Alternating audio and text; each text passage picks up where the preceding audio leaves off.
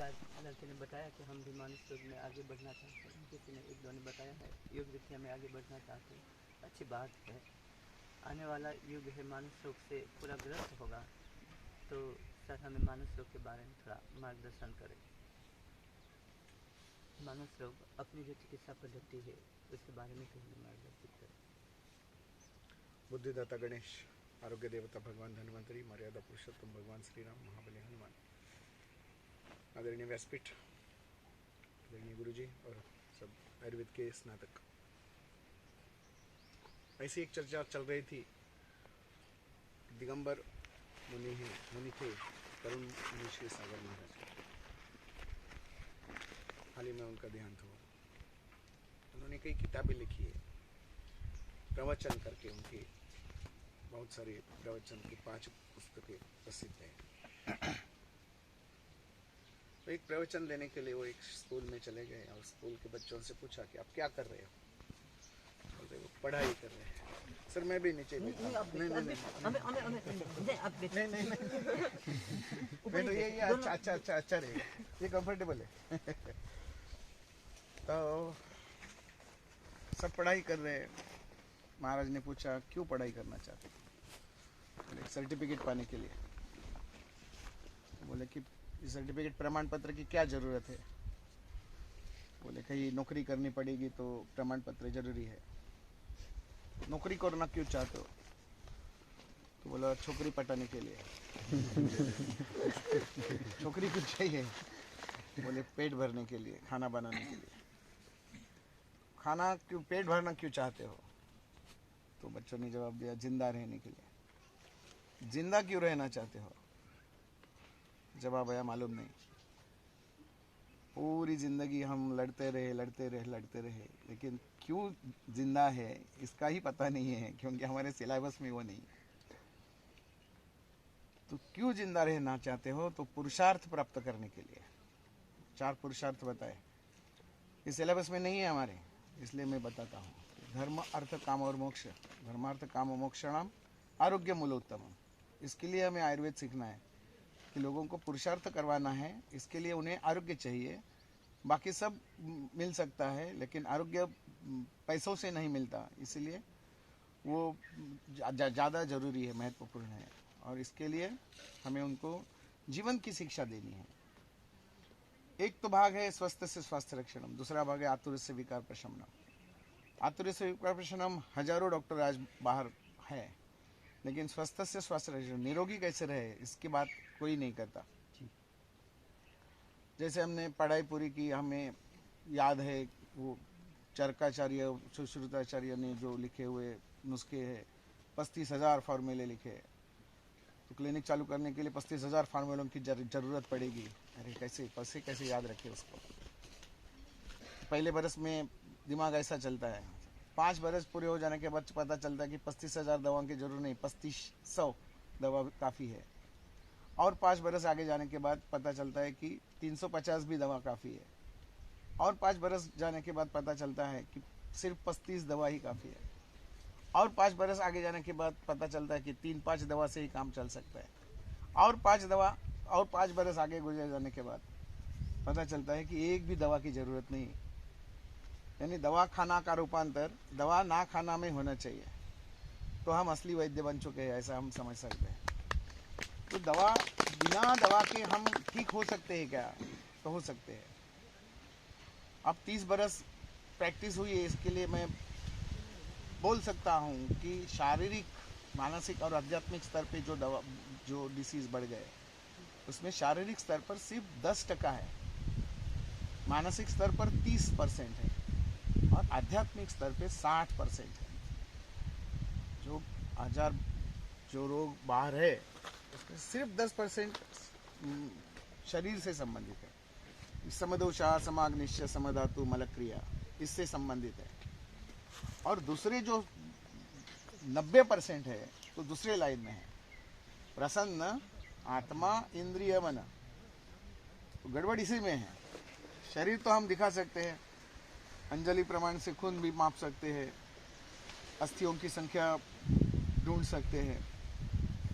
शरीर शास्त्र सीखना ज़्यादा जरूरी नहीं है, या एकदम हल्का फुल्का विषय है ऐसा समझो। उसको साम्यावस्था में लाना, जो बढ़ गया है उसको नीचे लाओ, नीचे है वो उसको बीच में लाओ। उसके सब सूत्र ग्रंथ में बताए हैं।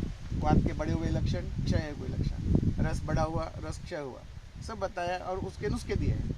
उसमें कोई ज़्यादा सोच लगाने की ज़रूरत नहीं, दिमाग लगाने की ज़रूरत नहीं। जो दिखते ही नहीं है उन डिसीज के बारे में आज ज़्यादा सोचना है, इंद्रियों के बारे में, मन के बारे में और आत्मा के बारे में।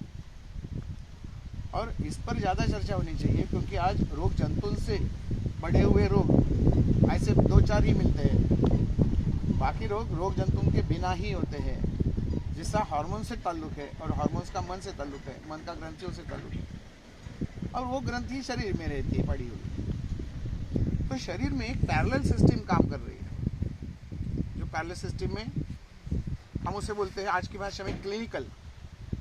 आज जो शरीर की परिभाषा चल रही है वो सब पैथोलॉजिकल चल रही है। यानी आयुर्वेद की परिभाषा जो है समदोषा समाग्निशा समधातु बल क्रिया प्रसन्नात्म इंद्रिय मनस्वस्थ इत्यादि, शारीरिक, मानसिक और आध्यात्मिक। तो जागतिक आरोग्य संगठन ने भी यही व्याख्या उसमें ये फिजिकल, स्पिरिचुअल, मेंटल और सोशल एक एस्पेक्ट उसमें जोड़ दिया। और आज की भाषा जो है आरोग्य की भाषा, ये पूरी तरह से बदल चुकी है। जिंदगी भर दवाई लेते रहना और हमारे रिपोर्ट्स को नॉर्मल रखना, यही आरोग्य हो गया है। बढ़ गया है तो उसको नीचे लाना, नीचे आए उसको बढ़ाना। कोलेस्ट्रॉल रहे तो या खून की मात्रा रहने दो, कोई भी रहने दो, बढ़ा हुआ है कम हुआ है, उसको साम्यावस्था में रहा है तो मेरा काम खत्म। ये सोच पाश्चात्य सोच है, भारतीय सोच ऐसी नहीं है।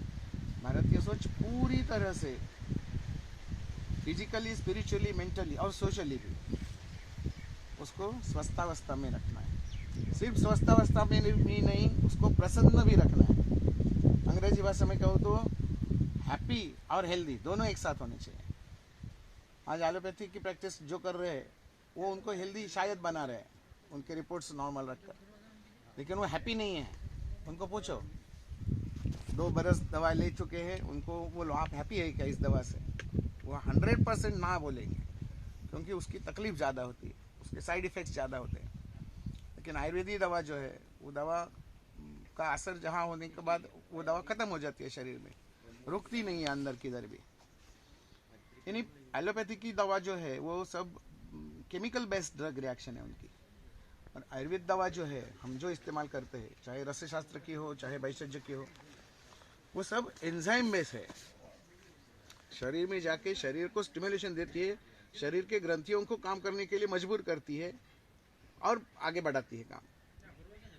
और आज का डायबिटीज़ ले लो, डायबिटीज़ की सोच आज की जो ऐसी है कि इंसुलिन कम पड़ रहा है और शुगर बढ़ रही है, तो आयुर्वेद में इंसुलिन भी कहाँ नहीं है और शुगर भी चेक करने के लिए कहाँ नहीं है। और जो आयुर्वेद में नहीं है वो दुनिया में कहीं भी नहीं है। सिर्फ आयुर्वेद में जो है उसी पे ऊपर ध्यान रखकर यदि ट्रीटमेंट दी जाए तो बहुत सारे प्रश्न अपने आप आसान हो जाते हैं और छूट जाते हैं। तो मैं कभी पेशेंट से रिपोर्ट्स के बारे में पूछता ही नहीं, और उनको भी बताता हूँ कि रिपोर्ट्स नहीं देखने हैं, हमें रिपोर्ट्स को नॉर्मल रखना है या तुम्हें नॉर्मल रखना है। तो बोलते हैं हमें नॉर्मल रखना है। तो 20 बरस आप दवा ले रहे हो, दवा से आप भी नॉर्मल नहीं हो और रिपोर्ट भी नॉर्मल नहीं हो, उस छोड़ दो अभी उसको। अभी खुद को नॉर्मल रखने की कोशिश करो, खुद को यानी शरीर को, मन को, इंद्रियों को और आत्मा को। मन, इंद्रियों और आत्मा को हम छोड़ते जा रहे हैं चिकित्सा में, निदान में भी और चिकित्सा में भी, हेतु शोधन में भी और परहेज में भी। हर एक चीज़ में हमें मन, आत्मा और इंद्रिय दिखनी है। ग्रंथों में लिखी है, लेकिन हमारा फोकस वहाँ पे नहीं गया है। जैसे अधारणीय वेग हमें कहे गए हैं, वेगान न धारयेत। वेग जो है वो कौन निर्माण करता है? कोई अद्भुत शक्ति है अंदर जो हमें सिग्नल देती है, हमें अंदर से बताती है। इस शरीर का एक कोई तो मालिक तो होगा, इस घर का मालिक एक कौन तो ही होगा, और जो मालिक है वो घर का नुकसान नहीं कभी भी करेगा, उसके पत्थर नहीं उछालेगा। जो मालिक जो करेगा वो घर के हित में करेगा, घर के फायदे में करेगा। इसका दूसरा मतलब ये है, ये शरीर जो है या शरीरासारखे दूसरे यंत्र नहीं, ऐसे समर्थ रामदास स्वामी ने कहा है। ये शरीर बड़ा मजबूत यंत्र है, इस यंत्र को दूसरे यंत्र की जरूरत नहीं पड़ती, और ये यंत्र दूसरों यंत्रों को खुद बना सकता है। ये यंत्र दूसरे यंत्रों को बना नहीं सकता। विज्ञान की ये मर्यादा हो सकती है, होती ही है, क्योंकि विज्ञान ने हमें खून के बारे में बताने की कोशिश की। खून के ये सब ब्लड में ये घटक है, WBC है, RBC है, प्लाज्मा है, प्लेटलेट्स है, ये सब इकट्ठा करने पर खून बनता है क्या? नहीं बनता है। तो यहाँ एलोपैथी के विचार खत्म हो जाते हैं। इसलिए क्यों नहीं तैयार कर सकते वो? ए से लेकर जेड तक उन्होंने बताया, ब्लड के कंटेंट्स अंदर क्या क्या है, कितने परसेंटेज में, वो भी बताया उन्होंने। लेकिन वो खुद बना नहीं सकते, क्योंकि उसमें आत्मा नहीं है, उसमें मन नहीं है, उसमें इंद्रिय नहीं है। और इसलिए उनके रिपोर्ट पे एक वाक्य नीचे लिखा रहता है, प्लीज को रिलेट क्लिनिकली। यानी हमने जो ऊपर रिपोर्ट में लिखा है उसको क्लिनिकली आप चेक करो और को रिलेट करके आप डिसाइड करो कि ये डिसीज क्या है। हमने ये फाइनल डायग्नोसिस नहीं किया है। ऊपर वाला जो रिपोर्ट हमने लिखा है उसमें ये फाइनल डायग्नोसिस इज प्रोविजनल या professional opinion, not a final diagnosis. ऐसा वो उनको लिखना पड़ता है, क्योंकि उनको क्लिनिकल एस्पेक्ट मालूम ही नहीं है। और वो क्लिनिकल क्या है वो दूसरी लाइन में बताया, प्रसन्न आत्मा इंद्रिय मन। यानी मेरे मन को प्रसन्न रखना है, मेरी इंद्रियों को प्रसन्न रखना है। और प्रसन्न कैसे बना सकते हैं हम, और उसकी टेस्ट क्या है, और कौन बता सकता है? शरीर का तो समवस्था साम्यावस्था समझ में आती है, मन की कैसी समझ में आएगी? मन किधर है? मन किधर है? कौन मानसशास्त्र में काम करना चाहते हैं? मन किधर है? मन रेफरेंस बताया, एक हृदयस्थ मन और हृदयस्थ मन और शिरस्थ मन। हृदयस्थ मन हृदय में है। एलोपैथी की सोच भी नहीं है वहां तक, वो ब्रेन में ढूंढ रहे हैं मन को। उनको पता भी नहीं चलेगा और 20 बरस तक मन कहाँ है। वो मन सबने हमारे आचार्यों ने बताया है कि मन दिल में, हृदय में है। तो ये दिल की बात है।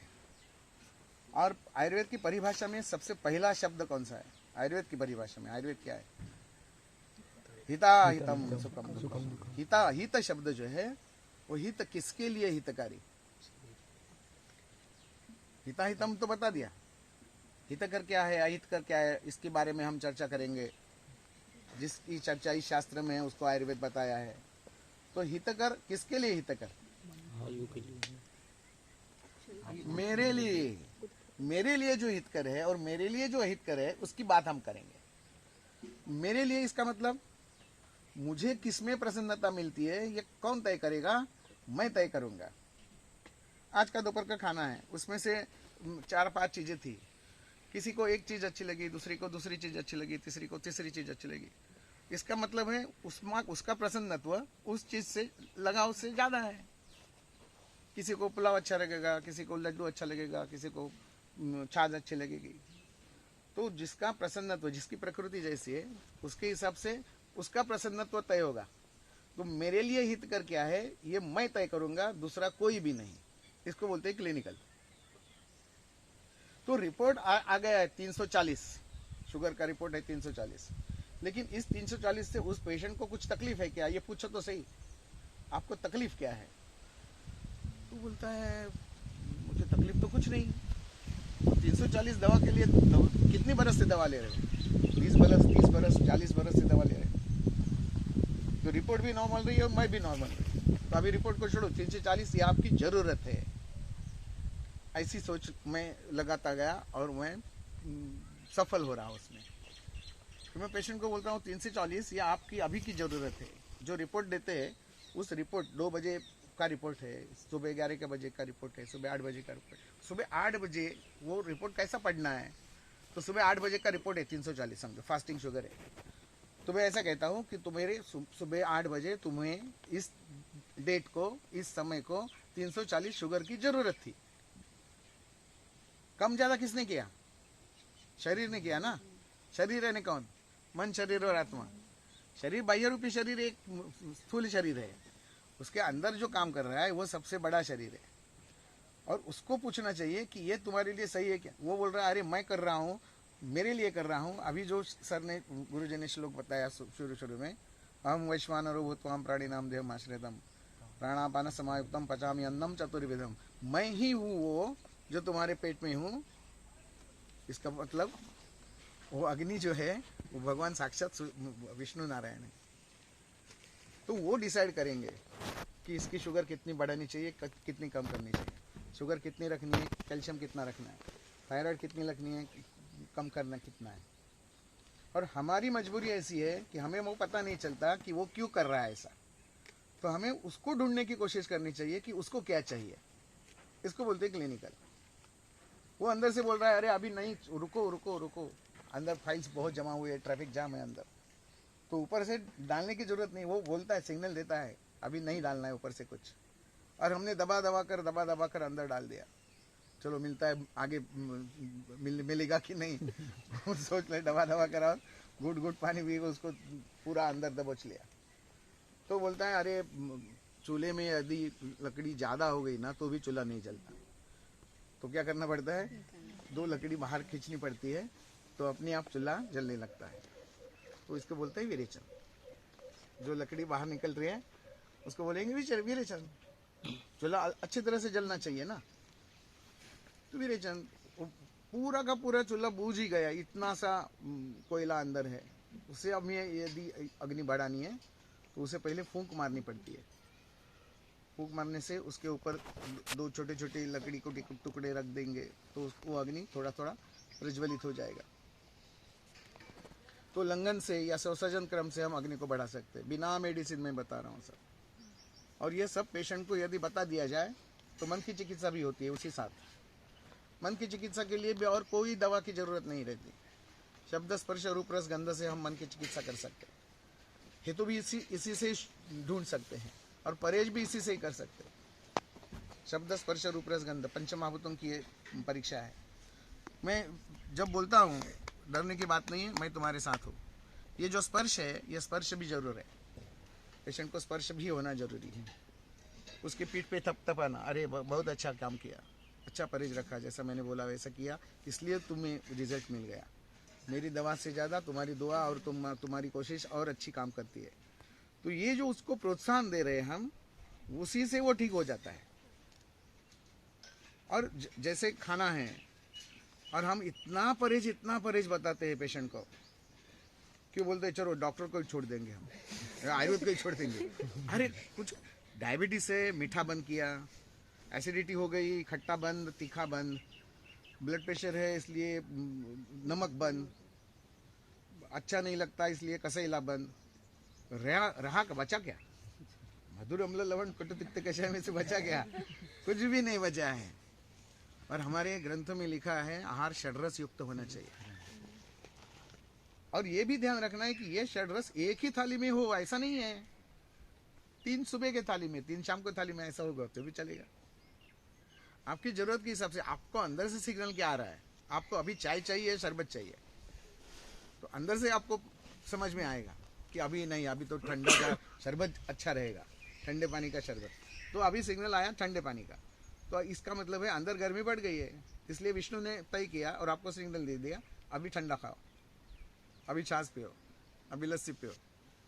तो अंदर से जो सिग्नल आए वो मेरे लिए हितकर है कि मेरे लिए भगवान अलग है, इसके लिए भगवान अलग है, इसके लिए भगवान अलग है।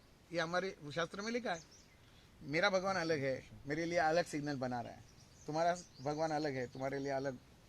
जैसे अल्टो गाड़ी है, लेकिन हर एक अल्टो का एवरेज उतना कहाँ आता है, हर एक का एवरेज अलग अलग है, हर एक की सीट की एडजस्टमेंट अलग अलग है, हर एक का एक्सीलेटर ब्रेक का सेटिंग अलग अलग है, मिरर की पोजीशन अलग अलग है। कंपनी तो एक ही है लेकिन एवरेज एक नहीं आता, क्यों, हर प्रकृति अलग है।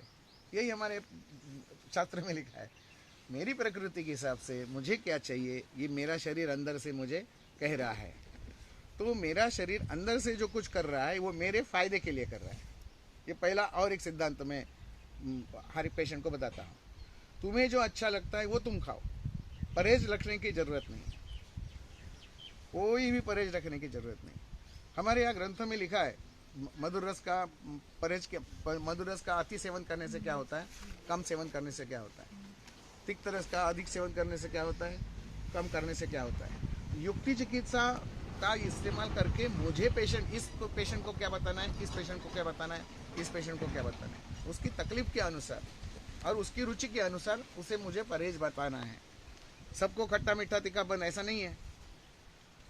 यदि शास्त्रों में दूसरी लाइन में ये कहा गया है कि तत्राद्या मारुतम ग्रंथि, ऐसा लिख दिया है, यानी मधुर अम्ल लवण, ये 3 रस वात का शमन करते हैं। तो वात का शमन करने के लिए, और ज़्यादा से ज़्यादा बीमारी वात की है हमारे यहाँ, और वात का शमन करने के लिए 3 रस ही काफ़ी है।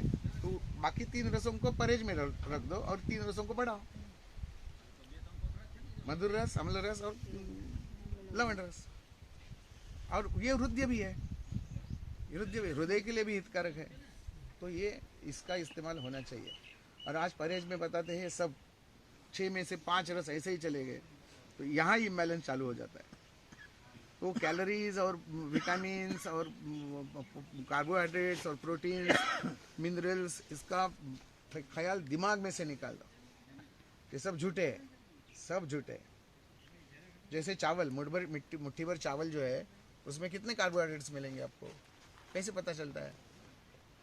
चावल के हमारे यहाँ 40 प्रकार है। कौन से चावल की जांच कर रहे हो? ये पता ही नहीं है उनको। तो चावल, भुने हुए चावल की बात कर रहे हो, या पके हुए चावल की बात कर रहे हो, या ऐसे ही इस बरस के चावल की, या 2 बरस पहले पुराने चावल की? किस चावल की बात कर रहे हो?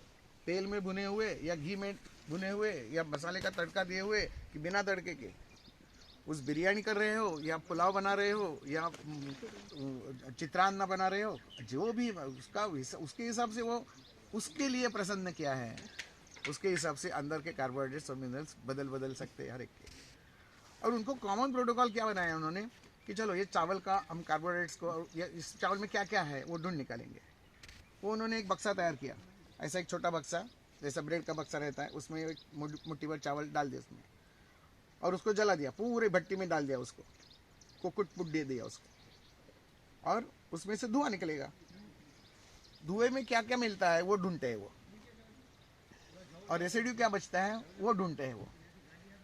तो अरे इसमें तो मैग्नीशियम है, इसमें फास्फोरस है, इसमें कैल्शियम है, ये सब, ये जो बचे हुआ ऐश जो रहती है ना, उस पर वो रिसर्च करते हैं। और बाहर निकला हुआ धुआं, यानी जिंदगी भर जिस आदमी का नाम पता नहीं चल सकता था, लेकिन उसको पूछा भी नहीं तुम्हारा नाम क्या है, वो मर जाने के बाद, उसको जलाने के बाद उसका नाम और पता और जाति और गोत्र का पता चलने की कोशिश कर रहे हो। ऐसा कभी भी नहीं हो सकता। तो ये मुट्ठी भर चावल में क्या है? कुछ भी नहीं है उसमें, क्योंकि मुट्ठी भर चावल में जो जैसे हमने डाल दिए है, वो ऐश तो नहीं खाएंगे। तो पहले वाले चावल, पुराने चावल जो हमारे यहाँ बताए हैं, तो मेरे लिए कौन से अच्छे है ये मुझे ढूंढना है। तो बासमती किसके लिए है? जो पंजाब में है, बासमती जहाँ उगती है, देश विचार हमारे यहाँ जो बताया है। और ये सिर्फ आयुर्वेद की देन है कि देश विचार हमारे यहाँ ही बताया है। इसलिए an apple a day keeps doctor away, ये कश्मीर में जाके खाओ। हमारे यहाँ an amla a day keeps doctor away, an dadhi a day keeps doctor away, ऐसी कहावत होनी चाहिए। तो हम जैसे जिस देश में रहते हैं, जिस देश के आजू बाजू में जो मिलता है, वही खाना हमारे लिए भगवान ने बनाया है, और उसी के लिए वो विष्णु तैयार है। कश्मीर का सफरजंद एप्पल आपको हजम करने के लिए वो भगवान राजी नहीं है यहाँ पे। जैसे यहाँ पे जो बनता है, या बाजरा बनता है, या ज्वार बनती है, हम कोकण में रहते हैं, कोकण में ज्वार, बाजरा और गेहूँ भी नहीं होता। तो हमारे लिए वो परहेज, पूरा का पूरा प्रोटोकॉल में वो परहेज में चला गया। वो नहीं खाना है आपको, बाजरा भी नहीं, ज्वार भी नहीं, और गेहूँ भी नहीं। तो आपको क्या चाहिए? चावल चाहिए और नाचना, रागी चाहिए। तो हम कोकण की बात कर रहे हैं, तो हमारे यहाँ नारियल बहुत ज़्यादा मिलते हैं। तो नारियल का तेल, मूंगफली का तेल, तिल का तेल, सरसों का तेल हमारे यहाँ नहीं चलेगा। हमारे लिए सोयाबीन का तेल नहीं चलेगा, पाम तेल नहीं चलेगा। जो हम वहाँ पे जहाँ पे रहते हैं, दुष्य देशम बलम कालम वयम प्रकृति मनला सत्वम सात्व्यम तथारम अवस्थाश्च प्रद, ये अवस्था मेरे लिए हितकर है कि नहीं, ये मुझे तय करना है। पेशेंट को एजुकेट करना ये बहुत जरूरी है। पेशेंट को हम पूछते हैं तुम्हें क्या होता है, ये दिक्कत कैसी आती है, तुम्हें कैसा अच्छा लगता है, कैसा इस दवा से कैसा लगा, इस परहेज से कैसा लगा, इस आहार से कैसा लगा। तो 80% बातें हम पेशेंट से करते हैं, उससे नॉलेज जो हम कमाते हैं वो 80% है, और मेरा 20% उसमें मिलाते हैं, और मैं उसको 100% ठीक करता हूँ, ऐसा मैं बोलता हूँ। तो पेशेंट के पास यदि 80% इन्फॉर्मेशन उसके ही पास है, तो मेरा 20% उसको दे दो ना, ये आसान रहेगा ज़्यादा। स्वास्थ्य से स्वास्थ्य रेशम, तुम कैसे ठीक रह सकते हो, तो मैं तुम्हें बताऊं, ये 20% वार फार्मूला मैं तुम्हें दे रहा हूँ, तुम 100% हो जाओ, जल्दी हो जाएगा ना काम। और ज़िंदगी में आगे मेरे पास आना ही नहीं है बाद में। एक बार आओ, 6 महीने के बाद, एक तो तुम ठीक हो इसके लिए नहीं आना है, और 6 महीने के बाद भी तुम्हें आराम नहीं मिला तो भी नहीं आना है, क्योंकि तुम्हें आराम नहीं मिल रहा है। दूसरे डॉक्टर के पास जाओ। तुम्हारे मेरी मुलाकात सिर्फ 6 महीने के लिए है, बाद में मेरे पास आना ही नहीं है, संबंध खत्म। ऐसा मैं पहले दिन उसको बताता। तो पेशेंट अर्धा वश में होता है। पेशेंट का सूत्र क्या बताया है, कौन सा पेशेंट अच्छा है, आढ़्य रोगी विषक वश्य। तो विषक वश्य होना चाहिए ना। तो इतने सारे 40 बरस का बोझ वो सीने में लेकर, वो या सिर में लेकर फिरता है, घूमता है, और तुम्हारे पास इतनी बड़ी फाइल लेके आता है, तो उसको उस सब का सब पहले ही सेशन में उसको ख़त्म कर देना है। ये सब बाहर निकालो, और जो मैं बोलता हूँ वही सही है। और इसके लिए अपना थोड़ा सा अहंकार बढ़ाना चाहिए, ऐसा मुझे लगता है। आयुर्वेद्य जो है ना, उनका अहंकार थोड़ा कम पड़ रहा है। अहंकार ये भगवान की देन है। प्रकृति पुरुष, उसमें अहम तत्व मिल जाता है, उसमें पंच महाभूत, उसमें और चतुर्विंशत्मात्मक पुरुष बन जाता है। तो अहम उसमें आता है। अहम यानी मैं यानी विष्णु भगवान बोलते हैं, मैं हूँ, वो आत्मा हूँ, मैं परमात्मा हूँ, मैं उसका छोटा रूप है, मैं छोटा रूप हूँ मैं। तो परमात्मा और आत्मा इस रेंज में यदि मैं आ गया, तो वो क्या बोल रहा है वो मुझे समझ में आएगा। तो उसकी रेंज में मैं यदि रहूँ, तो मुझे समझ में आएगा मुझे अभी क्या करना है, मुझे खाना है कि नहीं, या पीना है। कॉमन प्रोटोकॉल ये बात चलती है। तो एलोपैथी में कॉमन प्रोटोकॉल उन्होंने बनाए रखे सबके लिए। हमारे यहाँ कॉमन प्रोटोकॉल बनाने की बात ही नहीं है। अवस्थाश्च पृथक विधा, इसमें कॉमन प्रोटोकॉल पूरा का पूरा खारिज कर दिया। तो आपके लिए कॉमन प्रोटोकॉल नहीं है, तो आपको खुद को प्रोटोकॉल खुद बनाने होंगे। दुष्य देशम बलम कालम, इस हिसाब से, ये पॉइंट के अनुसार आपको सुनो, आपको पहचानना पड़ेगा मेरे लिए क्या हित करे। तो मैं आहार के बारे में 4 बातें बताता हूँ। आहार आपको जो अच्छा लगता है, मन के लिए, मन की बात है उसमें, आपको जो अच्छा लगता है वो आप खाइए। माँ को जो अच्छा लगता है माँ खाएगी, पिताजी को अच्छा लगेगा पिताजी खाएगा। खाना वही है, ज़्यादा कम क्या मुझे रोटी चाहिए या चावल चाहिए या सब्जी चाहिए, वो अपने हिसाब से वो ले लो। मुझे चलो मैं दूसरी तरीके से बताता हूँ। तुम जहाँ जिस देश में रहते हो वो खाना तुम्हारे लिए हित करे, पहला कॉमन प्रोटोकॉल हो गया। दूसरा, तुम जिस परंपरा में पले हो उस परंपरा, ये 2 नंबर पे आएगी। तीसरा, मुझे अच्छा लगता है कि नहीं वो, और चौथा, मुझे हजम होता है कि नहीं। बस 4 ही चीज़ें ध्यान रखो। और देखो, मैं जिस प्रदेश में रहता हूँ उस प्रदेश में मुझे, यदि मैंने तुम्हें बोला कि स्ट्रॉबेरी हर रोज़ खाओ, तो तुम जिस देश में रहते हो वहाँ स्ट्रॉबेरी का पिक हर रोज़ होता है क्या? 12 महीने नहीं होता। नहीं होता तो छोड़ दो, स्ट्रॉबेरी उसमें से निकल गई। चावल होते हैं, हाँ चावल होते हैं, चावल ये आ गए। दूसरे क्रमांक पे वंश परंपरा। मेरे माता जी ने, पिताजी ने, मेरे नाना नानी ने, पुरखों ने वो खाया है का खाना, वो यदि हाँ बोला, उत्तर निकला, तो वो तुम्हारे लिए हित करे। ज़्यादा दिमाग लगाने की कोशिश नहीं करनी है। मेरे पुरखों ने जो खाया है वो मेरे लिए हित करे। वो यदि नहीं है, गेहूँ मेरे दादा ने नहीं खाया, छोड़ दो, वो मेरे लिए नहीं है। वो क्या खाते थे? वो चावल खाते थे, चावल की रोटी खाते थे, चावल के और सारे हमारे यहाँ व्यंजन बनते, वो खाते, वो चालू करो। तीसरा रूल कौन सा है? मुझे अच्छा लगता है कि नहीं। दादाजी चावल खाते हैं लेकिन मुझे चावल अच्छे नहीं लगते, तो चावल का दूसरा रूप बनाओ, चावल की रोटी बनाओ, चावल के पोहे बनाओ, चाय के मुरमुरे बनाओ, लाया बनाओ, चावल के आटे से कोई और सब्जी बनाओ, और कुछ व्यंजन बनाओ। और वो मुझे हजम होता है कि नहीं। मुझे दही अच्छा लगता है लेकिन दही खाने के बाद मुझे तुरंत जुकाम हो जाता है, तो छोड़ दो दही को। तो ये 4 चीज़ें आहार के बारे में मन को साथ में रखकर यदि कही गई तो पेशेंट आधा तुम्हारे वश में आता है। चलो डॉक्टर ने परहेज कुछ भी नहीं बताया, ये आधा, क्योंकि आयुर्वेद के बारे में बाहर जो लोग सोचते हैं वो तो आप बहुत परहेज बताते हैं। ये पहला आपके ऊपर ब्लेम गेम है, आपके ऊपर पहला ब्लेम है कि आप परहेज ज़्यादा बताते हैं और उस पर ऊपर डटे रहते हो। वो कितनी भी बार हम आए तो हमें विरुद्ध अन्न आप खाने नहीं देते। हमारे यहाँ बाबा साहेब पुरंदर एक बार आ गए थे, और 80 बरस के थे वो, और उन्होंने नाड़ी चेक करने के लिए, उनको थोड़ा जुकाम बुखार था, इसके लिए वो बुलाया था मुझे रात को। जानता राजा एक महानाट्य है, उस महानाट्य के वो निर्माता थे। तो रात को 8:30 बजे वो, मैं जहाँ पहुँचा वहाँ पहुँचा, वो खाना खा रहे थे और उनके खाने के प्लेट में दही था कटोरी में। और रात के वक्त में खाना पेशेंट सामने है, वो दही मेरे सामने खा रहा है, तो उसका पित्त छोड़ दो, मेरा पित्त बिगड़ गया मैंने बोला अरे बाबा साहब ये क्या कर रहे हो, ये तो दही एकदम परहेज की चीज बता रही है और आप खा रहे हो।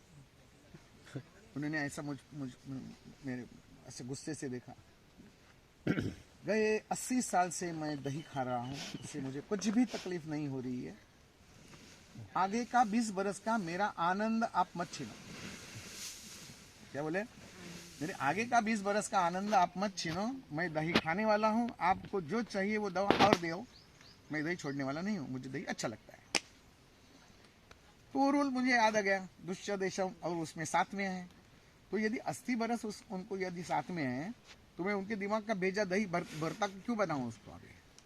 मैं बोला माफी हो, गलती हो गई, खाओ तुम दही खाओ। तो थोड़ा सा काला नमक या काली मिर्च के पाउडर उसके डालकर, चार बुरा भुना हुआ जीरा उसके ऊपर डाल के खाओ। तो मैंने उसमें क्या करना चाहिए खाना हजम होने के लिए उस समय, तो मैंने बता दिया, काम आसान हो गया। बोले हाँ ऐसे डॉक्टर होने चाहिए तो आयुर्वेद का डॉक्टर कैसा होना चाहिए? लोकाभिमुख होना चाहिए, पूर्वाभिमुख होना चाहिए, पूर्वाभिभाषी होना चाहिए, और वो अच्छी बातें करने वाला होना चाहिए। आपको गंदी बातें और टेंशन बढ़ाने वाली बातें वो सब एलोपैथी वाले करते ही है ना। आप 2 दिन में मरने वाले हो, अब पेशेंट के सब रिलेटिव्स को आप बुला लो, ये ठीक नहीं होने वाला, मरने वाला। तो हम ऐसा कभी नहीं बोलना चाहिए। जो है वो सकारात्मक बोलो, सकारात्मक सोच रखो। जो सामने आपके खाना प्लेट जो है, प्लेट में जो है, उसको नमस्कार करने के लिए हमें बोला है। यदि भगवान विष्णु वो गारंटी ले रहे हैं कि आप जो भी खाओ, भोज्य चोषलेय पेय, मैं हजम करके दूंगा, तो आपको चिंता क्यों? खाते वक्त मन में बिल्कुल भीति नहीं होनी चाहिए, डर नहीं होना चाहिए, वहम नहीं होना चाहिए।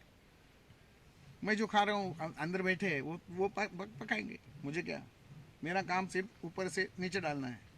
बाकी खून मैं कहाँ तैयार करता हूँ मुझे मालूम ही नहीं है। किडनी कहाँ है, 1 है या 2 है, मुझे मालूम ही नहीं है। लीवर इधर है या इधर है, मुझे मालूम ही नहीं है। तो जो मालूम नहीं है वो उसने क्लोज सर्किट में रखा, क्लोज रखा है उसको। पूरी बॉडी उसने ट्रांसपेरेंट क्यों नहीं बनाई? जैसे आंख ट्रांसपेरेंट बनाई है ना, बाहर का मुझे अंदर दिखाई देता है, तो आंख जैसा पूरी बॉडी को उसने क्यों नहीं बनाया? ये mobile update update update update, कितने अपडेट आते हैं, वैसे शरीर को भी अपग्रेड करना चाहिए था ना उसने उसको। तो एक बार भी उसको अपग्रेड नहीं किया। तो ये स्किन यदि पूरी ट्रांसपेरेंट थी, हार्ट मुझे दिखता था, लंग्स दिखते थे, लीवर दिखती थी, तो कितना आसान हो जाता था। लेकिन उसकी सोच उससे भी आगे है। वो ऐसा सोचता है कि जो मैंने एक बार डिजाइन किया है उसमें अपग्रेडेशन की जरूरत नहीं है, जो मैंने बनाया है वो सही है, और वही सही आगे 100 बरस के लिए आपके लिए हितकर है, आपके लिए हितकर है। इसलिए खून को पतला करने की बिल्कुल जरूरत नहीं है। वो अभी सब अंदर जाके हार्मोन को चेंज कर रहे हैं, खून को पतला कर रहे हैं, गाढ़ा कर रहे हैं, और गोलियों से इतनी हमारे ऊपर वो क्या तानाशाही कर रहे हैं। ब्लड प्रेशर की गोली, मैं सबसे बड़ा पहला परहेज मेरा क्या है कि सब एलोपैथी की दवा पहले बंद करो, तो ही मेरे पास आओ, नहीं तो आना ही नहीं है मेरे पास। ब्लड प्रेशर की गोली नहीं। तो एक पेशेंट आया था, हाँ चलेगा चलेगा चलेगा, तो सब दवा लिख के गया और बाद में वापस आ गया और पूछने लगा, वो ब्लड प्रेशर की गोली चालू रहनी चाहिए ना मेरी। अरे पहले मैंने बताया सबकी सब में, लेकिन वो डॉक्टर ने बताया कि ये जिंदगी भर खाती रहनी पड़ेगी, मरते दम तक दवा खाते ही रहो, ये कभी बंद नहीं करनी है। तो मैं खाऊंगा वो, तो बोला मेरी दवा वापस कर दो, जाओ मेरे पास नहीं आना है। नहीं, मैं वो दवा भी खाऊंगा और आपकी दवा भी खाऊंगा, तो आपको प्रॉब्लम क्या है? ऐसे ऐसे पेशेंट कुछ आते हैं। तो उनको बोला आपकी डिमांड तो सही लगती है मुझे कि उनकी भी दवा खाए, ये भी दवा खाए, तो खाएगा, खाना कब खाएगा? फिर उनकी 14 दवा रहेगी, मेरी 5 दवा रहेगी, तो तुम खाना कब खाओगे? वो भी सही है। और तुम ऐसा कहते हो कि मैं ये भी दवा खाऊंगा और आपकी भी दवा खाऊंगा, तो आपका कहना ऐसा है कि ये दूध है, दूध में मैं नमक डालूंगा ही, आपको ऐसी दवा देना है कि नमक दूध फटेगा नहीं। ऐसी दवा आयुर्वेद में नहीं है। आप तो नमक डाल रहे हैं और मुझे कह रहे हैं कि दूध फटना नहीं चाहिए, इसके लिए दवा दे। तो एलोपैथी मेडिसिन ये सबसे बड़ा हेतु है। इसका थोड़ा अभ्यास किया तो समझ में आएगा कि अंदर क्या चल रहा है और विष्णु के विरुद्ध में जाके वो राक्षस का काम क्यों कैसे कर रहे हैं। भगवान विष्णु ने देव हो गया ना, तो दानव अंदर यदि गया तो विष्णु को ज्यादा काम करना पड़ेगा, तो दानव की शक्ति कम करनी है। तो नहीं, इतनी बात, छोटी छोटी गोली है ब्लड प्रेशर की, आप ले। ब्लड प्रेशर की गोली जो है वो खून को गाढ़ा कर देती है। मेरी कार्डियोलॉजिस्ट फ्रेंड है, उनको मैंने पूछा कि आपकी ब्लड प्रेशर की गोली है वो शरीर पे जाके कहाँ पे काम करती है, दिमाग के काम करती है क्या? क्योंकि ब्लड प्रेशर ये दिमाग की बीमारी है ऐसा मुझे लगता है। हाँ सही है, स्ट्रेस इधर आता है।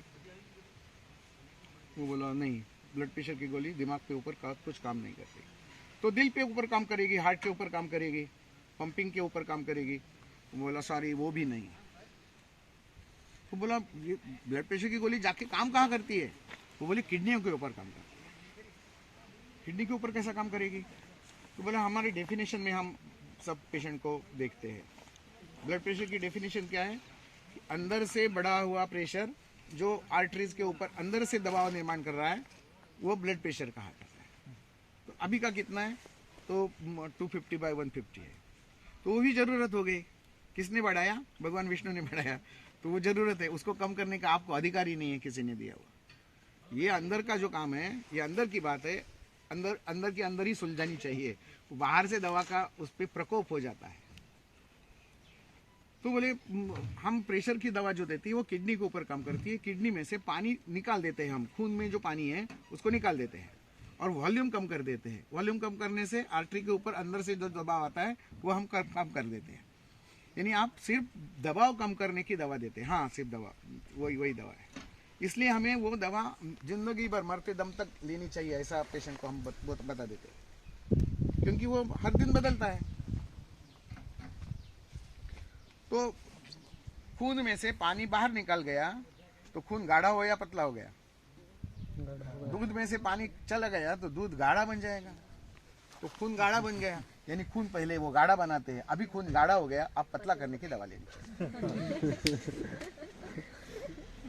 दूध को गाढ़ा किया तो उसमें से स्निग्धत्व बढ़ेगा या कम होगा? बढ़ेगा। स्निग्धत्व बढ़ेगा ना खून में। रोक जो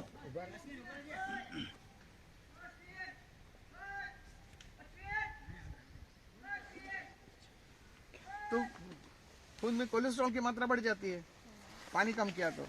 अभी कोलेस्ट्रॉल कम करने की दवा लेनी चाहिए। तुम मान के चल जाओ, खीर लेके घर पे चले जाना। तो खून में हम भी निकलने वाले हैं उनके साथ ही। तो खून गाढ़ा हो गया तो खून पतला करने वाली दवा, कोलेस्ट्रॉल बढ़ गया, कोलेस्ट्रॉल कम करने वाली दवा। अब कोलेस्ट्रॉल की कम करने वाली दवा एलोपैथी में जो है उसको स्टैटिन कहते हैं। और हर स्टैटिन दवा जो है वो शुगर को बढ़ाता है। उसके ऊपर गूगल करके देखो, हर स्टैटिन दवा में उसका side effect rise in blood sugar levels ऐसा लिखा है। डायबिटीज नहीं लिखा, क्या लिखा? Rise in blood sugar levels. तो ये एक हो गया।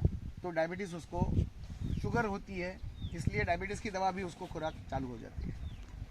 तो डायबिटीज नहीं है उसको, एक भी क्लिनिकल कंप्लेंट कुछ भी नहीं है डायबिटीज की, फिर भी वो दवा डायबिटीज की खाता रहता है। और जो दवा खाता है उसका साइड इफेक्ट और एक दिखता है, उसका क्रिएटिनिन बढ़ने लगता है। किडनी मार खाती है और क्रिएटिनिन बढ़ता है। क्रिएटिनिन बढ़ गया तो अभी डायलिसिस करना पड़ेगा। यानी एक छोटी गोली ब्लड प्रेशर की जिसको कोई भी ज़रूरत ही नहीं, वो गोली से 2 गोलियाँ, 2 गोली से 3 गोलियाँ, 3 गोली से 4 गोलियाँ और डायलिसिस तक पेशेंट को पहुंचाते हैं। ये एलोपैथी। आयुर्वेद ये पैथी नहीं है, आयुर्वेद जीवन पद्धति है, जीने की कला है। कैसा जिए इसके लिए आयुर्वेद सोचना चाहिए और कैसा मरे इसके लिए एलोपैथी सोचना चाहिए। तो हमें क्या सोचना है, वो हमें ढूंढना है। तो हमें यदि पेशेंट को ज़िंदगी देनी है तो सिर्फ आयुर्वेद के बारे में सोचो। आयुर्वेद में जो मन की चिकित्सा कही गई है, सम्मोहन उसमें से एक भाग है। एक पेशेंट सम्मोहन के अनेक सारे पेशेंट मेरे पास आते हैं और उनको सम्मोहन दे के वही ठीक हो जाते हैं। उसके लिए आयुर्वेद दवा भी काम नहीं करती। एक पेशेंट है, पेशेंट मुझे आकर बोलती है कि मुझे रोना आता है लेकिन मैं नहीं रो पाती, तो मैं रो कैसे। उसका भाई और उसके भाई की बेटी दोनों का एक मेजर एक्सीडेंट हो गया था। बेटी का पाँव कट गया था और भाई का एक पाँव के 7 जगह फ्रैक्चर थे। तो हम क्या करें उसको। पेशेंट बोलती है मुझे रोना चाहिए लेकिन रो नहीं पा रही है, नींद नहीं आ रही है उसको। 4 दिन ऐसे ही घूमती रही है, ऐसे ही घूमती रही। वो बोल रही है मुझे रोना चाहिए लेकिन रोना, मुझे आंसू ही सूख गए मेरे, कौन सी दवा देंगे। इसमें दवा काम नहीं करेगी। इसमें मन के ऊपर जाने वाली सूचना और शब्द आकाश महाभूत काम करेगा, स्पर्श काम करेंगे, पंचमहाभूत काम करेंगे। तो उसको वशीकरण तंत्र, इसको सम्मोहन बोला है, तो एक टेक्निक है उसका। तो उसको हम वश में ला सकते हैं और जैसा मैं बोलूँ वैसा वो करने लगता है। मैं बोलूँ उसको हंसो तो हंसने लगता है, मैं उसको बोलूँ रो तो रोने लगता है। वो मैंने उसको बोलूँ जाओ घूमो, सब जगह घूम कर आओ, तो सब जगह घूम कर आएगा। मैंने उसको समझा दिया कि तुम्हारी नाक कटवा दी है मैंने, मेरे हाथ में नाक है तो तुम्हारी नाक मैंने फेंक दी, जाओ वहाँ पे। तो ये भी वहाँ पे जाता है और अपनी नाक को ढूंढता है वहाँ।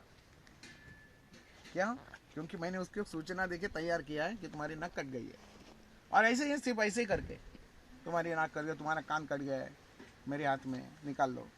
तो रोने लगता है, मेरा कान दे दो, मेरा कान दे दो, ऐसा झगड़ने लगता है, सम्मोहन की अवस्था में है।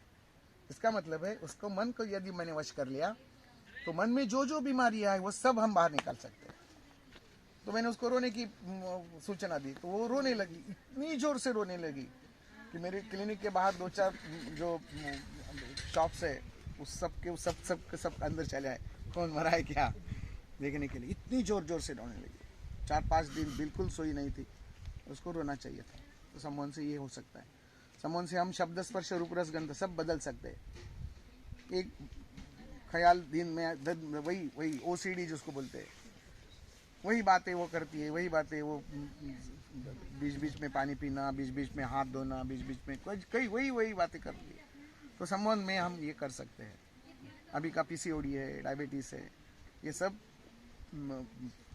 मनोशारीरिक आजार है जिनका मन से ताल्लुक है। ये सभी आजार हम सम्मोहन से ठीक कर सकते हैं।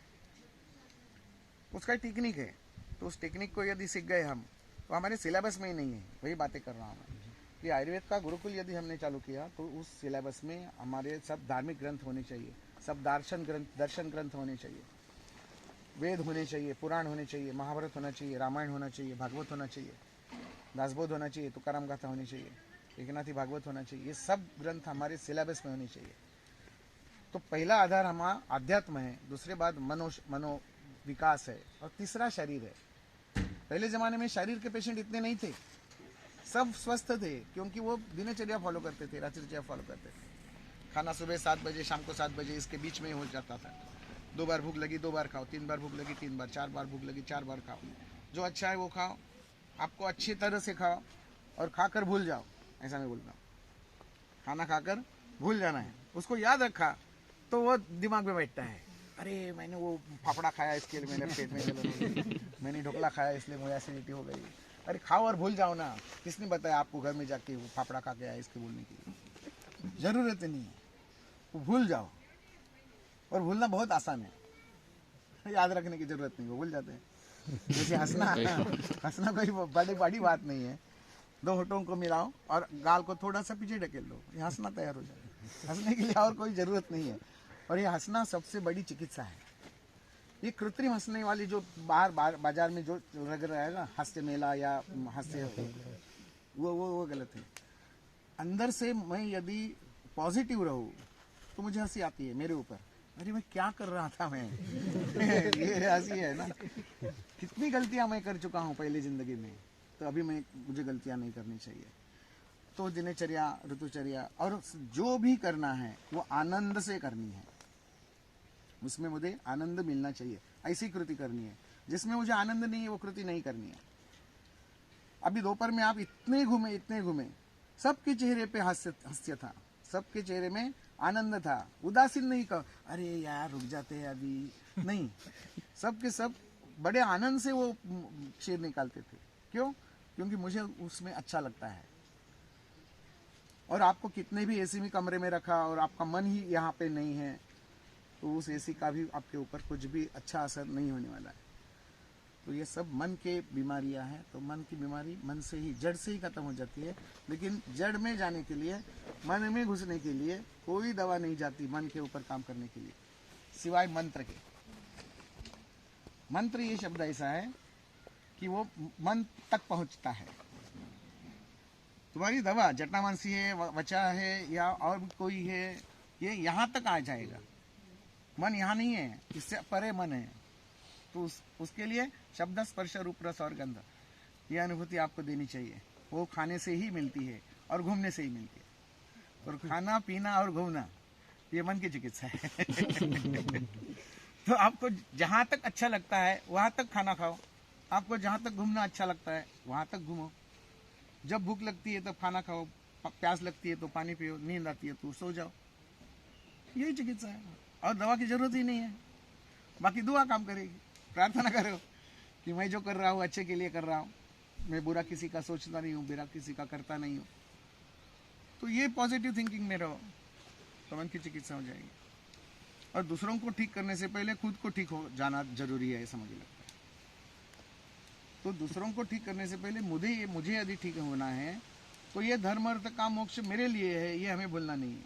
जिसने जहाँ से मैंने शुरुआत की थी, धर्म अर्थ काम और मोक्ष मेरे लिए है, वो मैं कर रहा हूँ कि नहीं, मेरा धर्म क्या है वो मुझे ढूंढना है। तुम तुम्हारे कर्म के रास्ते पे चले जाओ, धर्म को साथ लेकर चले जाओ, तो तुम्हारी इच्छा पूरी हो जाएगी। तुम्हें मानस रोग तज्ञ बनना है, तुम्हें सर्जन बनना है, सब बन सकते हो। मन से तैयार और मन से ख्याल वही होने चाहिए कि मुझे सर्जन बनना है, मुझे आहार तज्ञ बनना है, मुझे मानस रोग तज्ञ बनना है, मुझे पंचकर्म तज्ञ बनना है।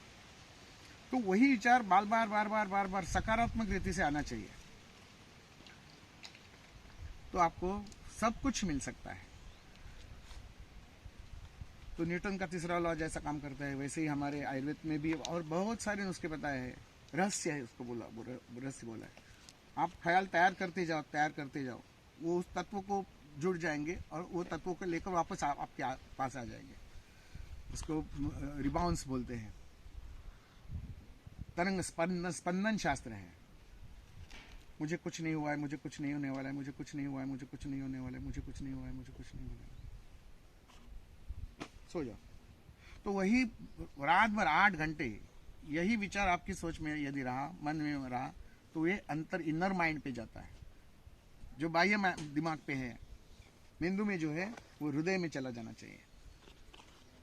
भावनाओं से परे होकर भाव तक होना चाहिए, अंदर से होना चाहिए, अंतर्मुख होना चाहिए, बहिर्मुख नहीं होना चाहिए। और अंतर्मुख यदि एक बार आपको आना की वो चाबी मिल गई तो समझो आपको सब कुछ मिल गया। तो हमारे मकसद, जीने का मकसद जो है वो धर्म अर्थ काम से भी आगे है, वो है मोक्ष। हम जो सब कर रहे हैं वो मोक्ष के लिए कर रहे हैं। हिंदू संस्कृति में इस मोक्ष को बहुत बड़ा प्राधान्य रूप दिया है। और मोक्ष यानी आनंद, मोक्ष यानी आनंद। वो इस जन्म के बाद जो मिलता है वो मोक्ष एक परिभाषा हो गई। मुझे जो अभी भूख लगी है और मुझे खाना मिला, या क्या मोक्ष मिल गया, मुझे ऐसा लगता है। बहुत धूप है बाहर, पीने को ठंडा पानी मिल गया, अरे यार मोक्ष मिल गया मुझे। यही मोक्ष है। मोक्ष हमें अनुभूति के रूप में हमें समझ में आना चाहिए, मेरा मोक्ष कहाँ पे है। तो खाने भी है, पीने भी है, मजा करने में भी है। तो ऐश करो, क्या बोलते हैं, खाना खाओ पियो ऐश करो, यही मोक्ष है। और परहेज, हाँ, जब पेशेंट, ये स्वस्थ की बात कही मैंने, आतुर अवस्था ये अलग, पूरी की पूरी डिपार्टमेंट ही अलग हो गया ना। तो उस डिपार्टमेंट में जाओगे तब तुम्हें परहेज बताना पड़ेगा। तो तुम्हारे लिए अच्छा क्या है, तुम्हारे लिए बुरा क्या है। और निरोगी अवस्था में वाग्भट जी ने भी जो श्लोक बताया है, निरोगी रहने के लिए क्या होना चाहिए, तो वो एक श्लोक बोलते हैं, नित्यम हिताहार। यहाँ पर फिर से हित शब्द आ गया। नित्यम हिताहार विहार सेवी समीक्षकारी विशेषु असक्ता दाता समा सत्यपरा क्षमावान आप्तोपसेवी च भवति अरोगः। रोग न होने के लिए, इसमें दवा का नाम दवा के लिए भी नहीं है, दवा इसमें बता ही नहीं है। तो दवा की ज़रूरत ही नहीं है, ऐसा मुझे लगता है। और वो सही है, बिना दवा के भी हम पेशेंट को ठीक कर सकते हैं। तो ज़िंदगी में 3 बातें सिर्फ याद रखो। एक, नियमित समय पर आहार होना चाहिए, नियमित प्रक्रिया से श्वास उच्छ्वास होना चाहिए, और नामस्मरण होना चाहिए। जो भी कर रहे वो प्रभु की इच्छा के लिए और प्रभु के लिए कर रहे, ये भाव मन में होना चाहिए। चाहे वो पेशेंट से फीस लेते वक्त, पेशेंट को आशीर्वाद देते समय, जो भी है वो सब प्रभु की इच्छा अनुसार, ये भाव, ईश्वर इच्छा, ऐसा भाव मन में रखो। वो ईश्वर भी आपके साथ आता है, उसके लिए उसका नामस्मरण होना जरूरी है। और जब ईश्वर को आप बुलाते हैं वो पास आता ही है, जिस रूप में बुलाते हो वो उस रूप में आता है। और ये तत्व रूप है, ईश्वर जो है वो तत्व रूप है। सगुण रूप में जो देखते हैं हम वो समझने के लिए, लेकिन त्रिगुणात्मक त्रैमूर्ति जो है वो सत्व रजत तम ऐसे रूप में है, ऐसा पहचानो, ऐसा हमें एक आरती में कहा गया मराठी पे। दत्त हा जाना, जाना यानी पहचान लो उसको, देखो ऐसा नहीं कहा गया। वो जानने की बात है, अनुभूति का शास्त्र है। और तुम जैसे जैसे अंदर जाओगे तो वैसे वैसे आपको अनुभूति आने लगेगी। स्वप्न में देखेंगे आपको जो भी कुछ करना है वो, और उस समय सिर्फ भगवान का नाम, बाकी कुछ भी नहीं। दवा देते वक्त, परहेज बताते वक्त, आशीर्वाद देते वक्त श्री राम समर्थ, श्री गुरुदेव दत्त, आपकी कुलदेव का नाम लीजिए। आपको जो उस समय जो गॉड याद है उसको याद करो और दवा दे दो। और उस दवा के पीछे उस शक्ति को लगाओ कि ये दवा जाके लीवर पे काम करेगी। ये दवा वही है। मैं क्लिनिक में 4-5 दवा इस्तेमाल करता हूँ ज़्यादा से ज़्यादा फॉर्मुलेशन, लेकिन मेरा संकल्प रहता है कि अभी ये लघु सूचीकर जाके लीवर पे काम करेगी, ये लघु सूचीकर अभी फेफड़े के काम करेगी, लघु सूचीकर ग्रहणी पे जाके काम करेगी। तो वैसी वो दवा काम करती है। ये पेशेंट बताता है कि मेरा ये लक्षण ठीक हो गया, ये लक्षण ठीक हो गया, अभी भूख लगने लगी, अभी पेशाब साफ होने लगा। दवा वैसी है। हमारी शक्ति को हमने यदि पहचान लिया और भगवान विष्णु से प्रार्थना की कि इसको यहाँ पहुँचाओ। पुष्पन को वो पत्ता लिख देते हैं ना, तो वहाँ पहुँच जाता है। वो भगवान विष्णु बोलते हैं मैं हूँ ना पहुँचाने वाला, तो मुझ पे ऊपर भरोसा रखो। आपने एक वो लाल डिब्बे में अपने पत्र डाल दिया तो जग में कहीं भी हो वहाँ पे मैं पहुँचाऊँगा। ये गवर्नमेंट हमें बता देती है पोस्ट ऑफिस के माध्यम से। वही पोस्ट ऑफिस और उसका जो संचालक है भगवान विष्णु अंदर है। आपको घुटनों में दवा चाहिए तो दवा पेट में ही जाएगी। डायरेक्ट घुटनों में दवा आप चाह देते हो तो यहाँ से यहाँ तक का प्रवास जो है वो भगवान विष्णु कराते हैं। इसलिए भगवान विष्णु को प्रार्थना करो कि पेट में गई हुई दवा घुटनों तक जाए, ब्रेन में जाए, अंदर जाए। दवा काम करती है। सिर्फ 3 बातें, नामस्मरण आध्यात्मिक, श्वासोच्छ्वास मानसिक, और आहार शारीरिक स्तर पे काम करता है। तो मुझे ऐसा लगता है कि जितना हजम हो उतना ही खाए, चाहे वो खाना हो या विचार हो तो वो भी हजम नहीं होंगे और उसका भी अजीर्ण तकलीफ में बाद में आ सकते हैं। इसलिए रुकना पड़ता है क्योंकि आगे जाना है। आगे जाने के लिए रुकना ज़रूरी है। तो तू नहीं बताना कि मेरे खुद के फॉर्मूले मैं तैयार करूँगी। एकदम सही बोलिए तू। यहाँ वहाँ घूमकर चरक ने इतने फॉर्मूले बनाए।